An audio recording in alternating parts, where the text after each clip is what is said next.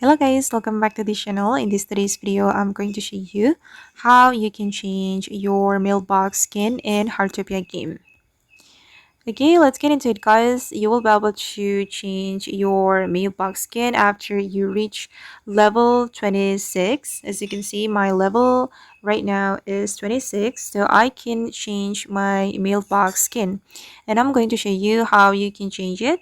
You're going to open up your watch menu and then select the mailbox and select this icon, and then I'm going to choose this one.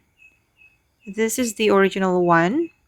Now it's in use and I'm going to change it to outstanding DG member mailbox. Okay, and I'm going to click on use.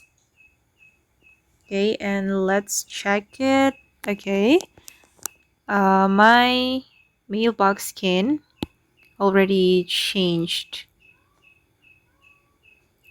Okay guys, and that's how you can change your mailbox skin in Heartopia game.